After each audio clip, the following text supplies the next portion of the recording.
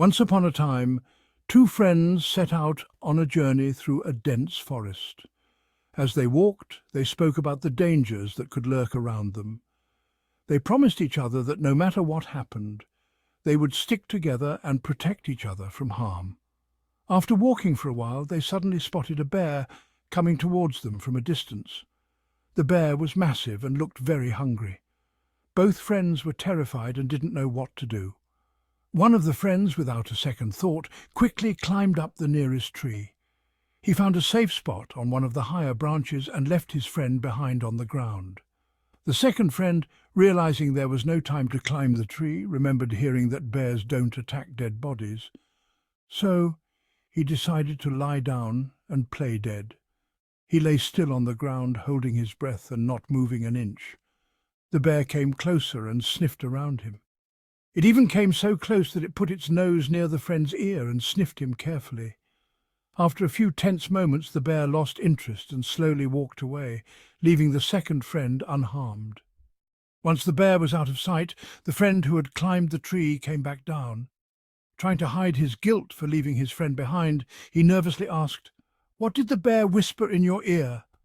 The friend on the ground, still shaken but calm, looked at him and replied, "The bear simply advised me not to trust a false friend." Hearing this, the friend who had abandoned his companion felt ashamed for his selfishness and realized that in times of trouble, a true friend would never leave you behind. The first friend felt ashamed.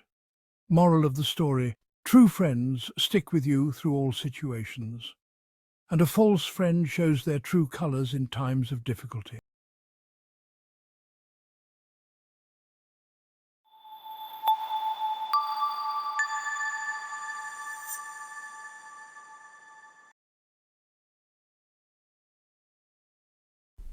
In a lush forest filled with towering trees, colorful flowers, and sparkling streams, there lived a large brown bear named Benny. Benny was friendly and kind-hearted, but he had one weakness: he loved honey more than anything in the world.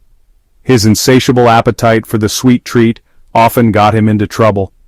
One sunny morning, as Benny wandered through the forest, his nose caught the delightful aroma of honey. Following the scent, he discovered a beehive hanging from a tall tree. The hive buzzed with activity as bees flew in and out, carrying nectar to make their honey. Benny's mouth watered. "That honey smells so good," he exclaimed. He stood on his hind legs and tried to reach the hive, but it was too high. Determined, he began shaking the tree trunk, hoping the hive would fall. Inside the hive, Bella, a hard-working bee, noticed the commotion. She peered outside and saw Benny shaking the tree. Alarmed, she flew out to confront him. "Hey, you big bear! What do you think you're doing?" Bella buzzed angrily. Benny stopped shaking the tree and looked at her. "I just want some honey. You bees have so much of it. Can't you share a little?" Bella crossed her tiny arms. "We work very hard to make that honey. It takes hours of collecting nectar from flowers. You can't just take it without asking." "But I'm so hungry," Benny pleaded. Bella thought for a moment. She knew Benny was not a mean bear, just a little greedy. "I'll make you a deal," she said. "If you help us gather nectar for one day, I'll share some honey with you." Benny hesitated. He had never worked for his food before, but his craving for honey was too strong. "All right, deal," he said. Bella handed Benny a small basket and led him to a meadow filled with flowers.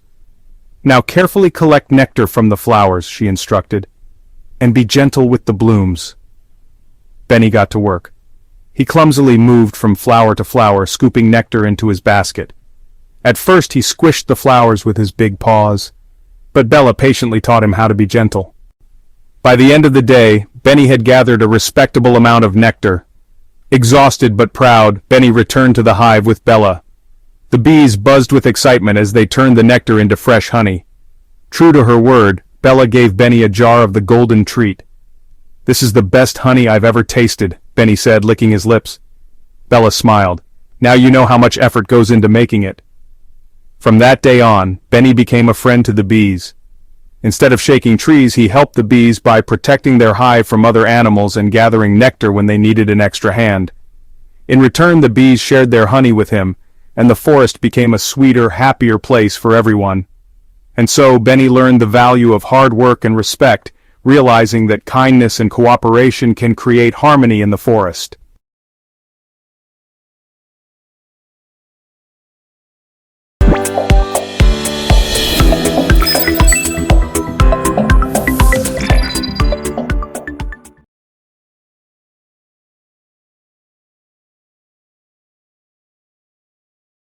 Once upon a time, there was a little girl named Goldilocks who lived near a forest. She was a curious and adventurous child who loved exploring the woods. One day, while wandering deeper into the forest than she ever had before, she came upon a charming little house. Goldilocks was intrigued, and feeling a bit tired and hungry from her walk, she decided to knock on the door. When no one answered, her curiosity got the better of her and she pushed the door open and stepped inside. Right in the center of the kitchen table were 3 bowls of porridge, steaming hot and smelling delicious. The first bowl was very large, the second was medium-sized, and the third was small. Goldilocks was hungry, so she decided to taste the porridge. She tried the large bowl first, but the porridge was too hot. Next, she tasted the medium-sized bowl, but it was too cold. Finally, she tried the small bowl, and it was just right, so she ate it all up. Feeling satisfied, but now quite tired, Goldilocks looked around for a place to rest. She wandered into the living room where she found 3 chairs. One was very large, one was medium-sized, and the third was small. She climbed into the large chair, but it was too hard. Then she tried the medium-sized chair, but it was too soft. Finally, she sat in the small chair, which was just right. However, Goldilocks was a bit too heavy for the small chair, and it broke into pieces under her weight. Now even more tired, Goldilocks decided she needed a nap. She climbed the stairs and found a bedroom with 3 beds. One was very large, one was medium-sized, and the third was small. She tried the large bed first, but it was too hard. Then she tried the medium-sized bed, but it was too soft. Finally, she lay down on the small bed, and it was just right. Goldilocks fell fast asleep. While Goldilocks was sleeping, the owners of the house returned. They were 3 bears: Papa Bear, Mama Bear, and Baby Bear. They had been out for a walk while their porridge cooled. When they came inside, they immediately noticed something was wrong. Papa Bear looked at his bowl and said in his big, gruff voice, "Someone's been eating my porridge." Mama Bear looked at her bowl and said in her gentle, soothing voice, "Someone's been eating my porridge." Baby Bear looked at his bowl and exclaimed in his tiny, squeaky voice, "Someone's been eating my porridge and they've eaten it all up." The 3 bears then went into the living room to investigate further. Papa Bear noticed his chair and said, "Someone's been sitting in my chair." Mama Bear noticed her chair and said, "Someone's been sitting in my chair." Baby Bear looked at his broken chair and cried, "Someone's been sitting in my chair and they've broken it all to pieces." Determined to find the intruder, the bears climbed the stairs and entered the bedroom. Papa Bear looked at his bed and said, "Someone's been sleeping in my bed." Mama Bear looked at her bed and said, "Someone's been sleeping in my bed." Baby Bear looked at his bed and squealed, "Someone's been sleeping in my bed and she's still here." Goldilocks woke up at Baby Bear's squeal and saw the 3 bears staring at her. Terrified, she jumped out of bed, ran down the stairs, and dashed out of the house as fast as her legs could carry her. She didn't stop running until she was safely back at her own home.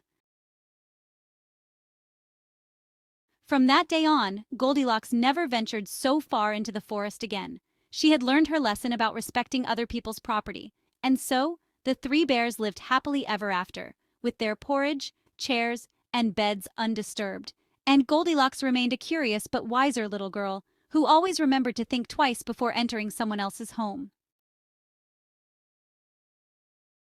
If you like this story, so do subscribe our channel for more story like this.